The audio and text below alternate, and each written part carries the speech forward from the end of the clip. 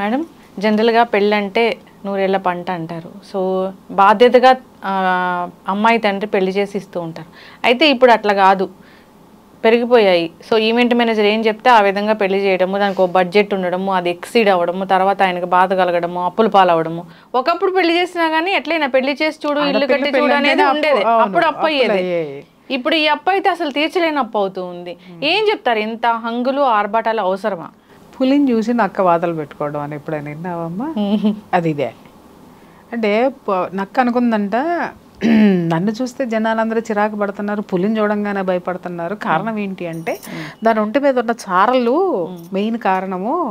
అందుకని ఆ చారలు నా ఒంటి మీద నేను దానిలాగా మారాలంటే ఏం చేయాలంటే చారలు ఉన్నాయి, ఆ చారలు నా ఒంటి మీద కూడా ఉంటే నన్ను కూడా చూసి భయపడతారని చెప్పేసి అని చారలు పడాలంటే ఏం చేయాలి అందుకని చెప్పి కర్ర కాల్చి వాతలు పెట్టుకున్నాను. వాతలు పెట్టుకునేసరికి ఏమైంది, ఒళ్ళంతా బొబ్బలు వచ్చినాయి, ఒళ్ళంతా పుళ్ళైనాయి. పుళ్ళై ముక్కుకుంటూ మూలిగే నక్క అంటారు కదా, మూలుక్కుంటూ పోయి ఒక తాటి చెట్టు కిందకు పడుకుందంట. ఎందుకు వచ్చిందిరా భగవంతుడా, దాన్ని చూసి నేను వాతలు ఎందుకు పట్టుకున్నానని చెప్పేసి అని అనగానే పైనుంచి ఒక తాటికాయ వచ్చి నెత్తి మీద పడి చచ్చిపోయింది. అదే అంటారు మూలిగే నక్క మీద తాటిపండు అంటే ఇదే అనమాట. మూలుక్కుంటూ అంటే ఈ ఎట్లా ఉంటాయి అంటే ఇప్పుడు మీరు చెప్పినటువంటిది నిన్నగాక మొన్నటి నుంచి ఒక భయంకరంగా ఒక 1 వీక్ నుంచి నేను చూస్తున్నాను. ఎప్పుడన్నా యూట్యూబ్ ఓపెన్ చేశానంటే ఒకటే టాపిక్ వస్తుంది. ఇన్ని వేల కోట్ల రూపాయల ఖర్చుతోటి ఒక ధనవంతుడి కొడుకు పెళ్లి జరుగుతుంది.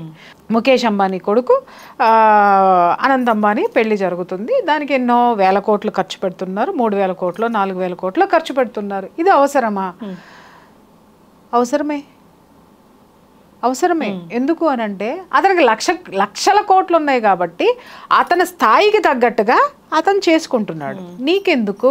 నువ్వు చూడు, చక్కగా వేడుక చూడు, కన్నుల పండుగగా ఉంది, కలర్ఫుల్గా ఉంది.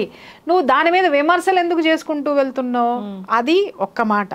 అతను ఏదైనా ఒక పెద్ద డానో లేకపోతే అంటే వీళ్ళని మనం విమర్శించకుండా ఉండలేము కానీ బట్ ఏంటి అని అంటే బిజినెస్ మ్యాగ్నెట్, అతను ఒక పెద్ద వ్యాపారవేత్త అనేటటువంటి బ్రాండ్ వ్యాపారవేత్తలకు బ్రాండ్ అంబాసిడర్.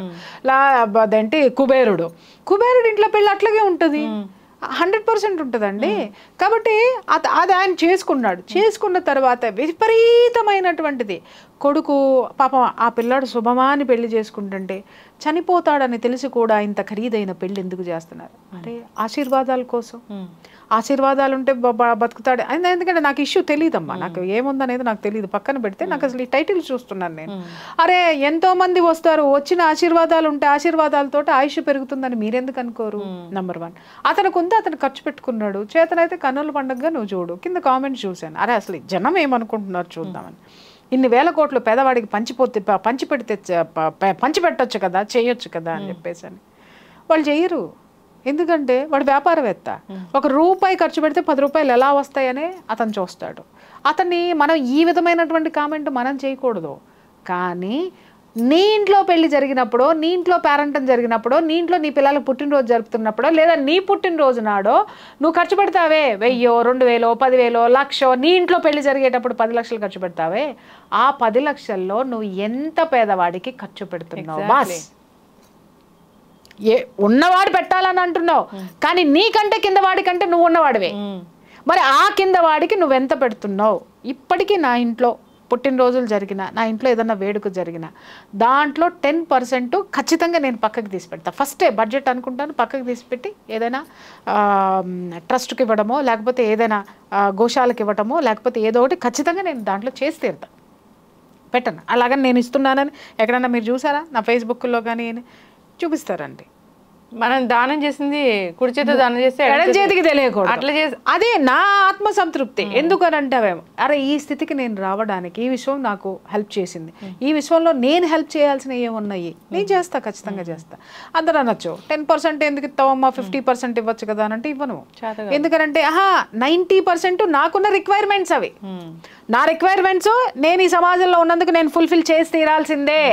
ఒక చిన్న విషయం చెప్తాను, ఉన్నవాడు ఉన్నట్టు ఎందుకు బతుకుతాడు అని అంటే వాడు అలా బతకకుండా కిందకి దిగి బతికాడంటే ఈడికేం పోయే కాలంలో ఈడెంత పిసినారు. ఇదే ముఖేష్ అంబానీ 100 కోట్లు పెట్టి తూతూ మంత్రంగా పెళ్లి చేశాడు అనుకుందాం, ఈడికేం పోయే కాలం అన్ని లక్షల కోట్లు ఏడ్చినా కొడుకుకి చూసావా, కొడుకు దగ్గరకు వచ్చేసరికి వాడు రూపాయి కూడా ఖర్చు పెట్టట్లేదు, ఈడెంత పిసినారని ఇదే జనం మాట్లాడతారు. ఖర్చు పెడితేనేమో దుబారా ఖర్చు అని మాట్లాడుతున్నారు. ఖర్చు పెట్టకపోతేనేమో పిసినారు అంటున్నారు. లోకో భిన్న రుచి, నరుడు నాలుగుకి నరం లేదు, అందుకని ఏది ఎట్లయినా మాట్లాడతారు. అయితే నువ్వు మాట్లాడేది ఏంటంటే హంగులు ఆర్భాటాలు ఆడంబరాలు చేయాల్సినటువంటి విషయం. అంటే ఇక్కడ అనిల్ అంబానీ ఆదాయం ఎంత ఉందమ్మా, లక్షల కోట్ల ఆస్తులు ఉన్నాయి, ఆదాయం కూడా అంతే వస్తుంది. దాంట్లో నుంచి అతను ఖర్చు పెట్టింది 1%. అతనికి ఉంది, అతను ఖర్చు పెట్టుకుంది. వినమ్మా, 1% అతను ఖర్చు పెట్టింది. సంవత్సరంలో అతనికి వచ్చే ఆదాయంలో నుంచి 1% మాత్రమే అతను ఖర్చు పెట్టాడు, రైట్? కానీ నీ ఇంట్లో నీ పెళ్ళికి నువ్వు ఎంత ఖర్చు పెడుతున్నావు, నీ ఆదాయం ఎంత, నీ ఆస్తులు ఎంత, నీ పెళ్లి ఖర్చు ఎంత బయటికి చాలా మంది ఆడపిల్లలు చూశాను. పాపం ఇక్కడి నుంచి వెళ్ళి యూఎస్లో యూకేలో వెళ్ళి సంపాదించుకొని విపరీతంగా వాళ్ళు కష్టపడి తినను కూడా తినరు, కడుపు నిండా కూడా తినరు. అక్కడ సంపాదించుకున్నటువంటి డాలర్లో వచ్చినటువంటివన్నీ ఇండియాకు వచ్చి పెళ్ళిళ్ళు చేసుకోవడానికి దాదాపు లక్షలు గుమ్మరిస్తున్నారు. అసలు అంత గుమ్మరించాల్సినటువంటి అవసరమే లేదు. మెహందీలు అంటారు, తర్వాత ఏంటి సంగీత్ అంటారు, తర్వాత ఇంకేంటి ఈ మధ్య బ్యాచిలర్ పార్టీస్ అంట. ఇవన్నీ ఎక్కడున్నాయి అసలు? వీటి గురించి మాట్లాడి తర్వాత మనం ఆ పెద్దవాళ్ళ పెళ్ళిళ్ళ జోలికి వెళ్దామని. అసలు నీ ఇంట్లో నీ సాంప్రదాయం మెహందీ అనేది ఎన్ని సంవత్సరాల కిందట వచ్చి చేరింది, సంగీత్ అనేటటువంటిది ఎన్ని సంవత్సరాల కిందట వచ్చి చేరింది. బ్యాచిలర్స్ పార్టీ అని చెప్పి మందు పార్టీలు చేసుకుంటున్నారు. అసలు పెళ్లి ముహూర్తం పెట్టుకున్న తర్వాత అమ్మ 16 రోజుల పండగ అయ్యేంత వరకు, శుభలగ్నం బయటికి వెళ్ళకూడదు, లగ్న పత్రిక రాసుకున్న దగ్గర నుంచి 16 రోజుల పండగ అయ్యేంత వరకు నాన్ వెజ్ కూడా తినరు. పెళ్లి కొడుకు దేంటి పొలిమేర కూడా దాటడు. ఒక్కసారి అది జరిగిపోయిన తర్వాత పొలిమేర దాటడు. అలాంటిది బ్యాచిలర్స్ పార్టీ అని చెప్పేసి అని ఒక 2 రోజుల ముందో 3 రోజుల ముందో పొలోమంట తాగుబోతులు అంతా ఒక చోట చేరి, కోపంతో వచ్చిందో రాని, నాకేం సంబంధం లేదు, అందరూ చేరేసి తగలేస్తున్నారు. దేనికి తగలేస్తున్నారు? దీని గురించి మాట్లాడండి అయ్యా, కింద కామెంట్లు పెట్టండి, తాగుబోతులు బ్యాచిలర్ పార్టీల గురించి. ఎవడికి నీ ఆరోగ్యాన్ని నువ్వు కొల్లబొడుచుకుంటున్నావు బ్యాచిలర్ పార్టీ. నువ్వు తాగేది కాక 10 మందిని పిలిచి, లేదా నీ చుట్టూ ఉన్న 10 మంది తాగుబోతులకి తాగుడు కావాలి కాబట్టి నేను బ్యాచిలర్ పార్టీ అని ఒకటి పెట్టాను, అయిపోయింది. మెహందీలు అసలు ఎక్కడుందమ్మా మెహందీ? గోరింటాకు ఖచ్చితంగా పెట్టుకునేవాళ్ళు. ఆ రోజు రాత్రి, రేపు పొద్దున్న పెళ్ళనగా ఈ రోజు రాత్రి కూర్చొని అందరూ పెట్టుకునేవాళ్ళు, లేదా 2 రోజులు ముందు పెట్టుకునేవాళ్ళు. అది చక్కగా ఒక వేడుక, అందరూ ఒక చోట కూర్చొని పెట్టుకున్నారు. ఇప్పుడు దానికి మెహందీ అని చెప్పి దానికి ఒక హల్దీ ఫంక్షన్ అంట. హల్దీ ఫంక్షన్ అనేది ఎక్కడి నుంచి వచ్చింది అసలు మీకు? ఇవన్నీ ఎవడు క్రియేట్ చేశాడు అని అంటే ఈవెంట్ మేనేజర్లు క్రియేట్ చేశారు. ఎందుకు క్రియేట్ చేశారంటే వాడికి బడ్జెట్ పెరగాలి, వాడికి పేమెంట్లు రావాలి, వాడు బేసిక్గా బెంచ్ కార్లు వేసుకొని తిరగాలి, లేదా వాడు కాస్ట్లీగా బతకాలి. కాబట్టి ఒకప్పుడు పెళ్ళిళ్ళు పురోహితులు ముహూర్తం పెట్టి శాస్త్రం ఎలా చెయ్యాలి, పెళ్లి క్రతువు ఎట్లా చెయ్యాలి అనేది వాళ్ళు ఒక లిస్టు రాసిచ్చేవాళ్ళు, ఓకే? లేదా వాళ్ళు పద్ధతి చెప్పేవాళ్ళు. ఇదిగో అమ్మ ఇది ఇక్కడ పెట్టండి, ఈ రోజు ఇది చేయండి, లగ్న పత్రిక చేయండి, తర్వాత ఇది చేసుకోండి, ఈ తర్వాత ఇది చేసుకోండి, పెళ్లి రోజు పొద్దున్న గౌరీ పూజ చేసుకోండి, ఇవన్నీ చేసుకోండి, తర్వాత ఇచ్చి పుచ్చుకుంటారు, ఈ రోజు ఇచ్చి పుచ్చుకోండి, ఇవి పెట్టుకోండి, పెట్టుబడులు ఇలా పెట్టుకోండి, సాంప్రదాయాల గురించి వాళ్ళు చెప్పేవాళ్ళు. అకార్డింగ్ టు మన శాస్త్ర ప్రకారము ఈ పెళ్ళిళ్ళు అనేటటువంటివి జరిగాయి. అసలు నీ శాస్త్రంలో ఏడేడ్చింది?